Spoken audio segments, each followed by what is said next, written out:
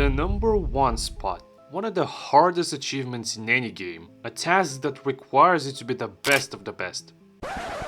Or that might be what you thought was needed to succeed. I'll ask you one question. Have you ever heard about someone who was number one with barely any skill required? A player that has played nothing but easy maps and was at one point beating JH Lee in PP? In this video, we'll take a look at who this guy is and see where he is currently in the modern landscape of the game. This is the story of First Love. To begin the video, we first have to introduce ourselves to First Love and see where he started his rhythm game journey from. Without further ado, let's see who the this guy is. First Love was a Korean 7-key player who started his rhythm game career back in the early days of Autojam. The first sightings of his Osu account date back to 2014 when he became the number one player of the game. Боже мой, курештетка.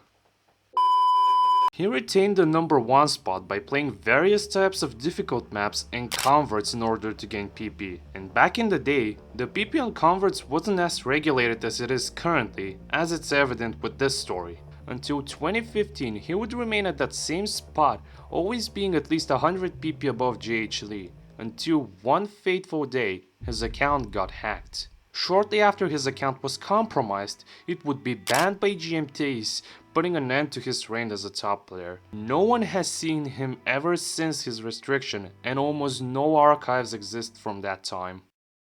Now that we know the basic stuff about him, let's see what else can be found. Due to his account's restriction, we can't put an exact estimate to find out when he created his Osu account. There was a message by him after his account was restricted, saying that he always had the thought of getting rid of his account at some point. The message also says that every time he was streaming, people would accuse him of cheating, which was also seen when Wonder 5193 was still active and playing the game. He also apologized for any effects this decision has caused to others, while also adding, quote, "I'm not a faker anymore.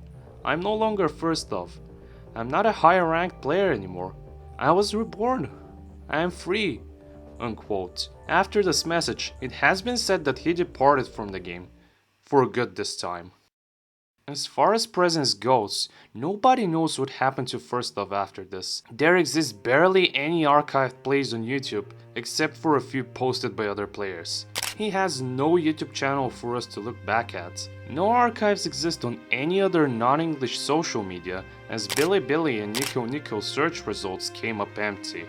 The only new activity from him that has been somewhat confirmed was from Jacats, as they met up in real life on the 15th of January 2021, though I can't confirm nor deny the authenticity of this image. There are no archives of his account on the Wayback Machine, but there does exist a few screenshots of him from his last moments in 2015, showing that he's gotten a few high PP plays that might have been allegedly cheated. The Reddit thread those screenshots were posted from contains some more screenshots from his account, but those are also lost to time due to the discontinuation of Push by Peppy. I searched up his account on multiple Osu track sites like Osu Daily and Osu Stats, and nothing came up from both of the names that were displayed from his Twitch clips. No deleted scores have been retained on any of the old maps he's played, as we checked all the maps we could and his scores were nowhere to be found on them. There is no way to search through the game's database too, because it is very difficult to search up the account data of a player with just a profile identifier. We also tried asking some Korean and some 7-key players who were registered when Mania released to see if they remember anything, but one of them didn't know anything, the other did not reply, but one gave us a substantial lead. Dressurf. He basically replied to my message saying that he knew him by a different name, with a YouTube channel attached to it that was supposedly his. Attached to the channel were a Lunatic Rave account, alongside a dormant Osu account that's supposedly his, and a Twitter account. For now, I cannot confirm if that's actually him. For now, this is all we have been able to find.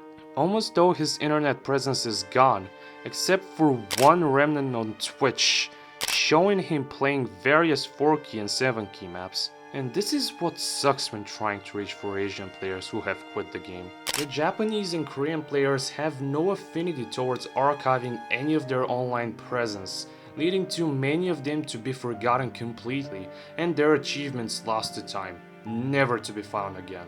It feels like a piece of history from osumania has been irreversibly erased with no way to recover it. Only recollections of older players are the only thing that keeps the memory about them alive. Now that we have everything from our investigation laid out, what can be done to preserve the memory about this player?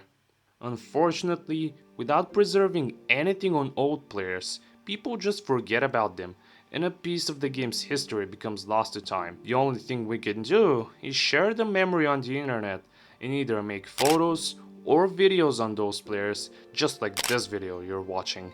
And I personally have a request to you, the people watching this video. If you know anything verifiable about First Love and what he has done back in the time, I urge you to come forward with whatever you have. If you have a story, a photo, a video, anything, please comment down below with any findings that you're able to find. Everything that you give as evidence for his existence will be used in a follow-up video and compiled on a timeline so we can understand how he started with mania and what else led up to his eventual restriction. My DMs are open for you. And I'm almost always active on messaging apps.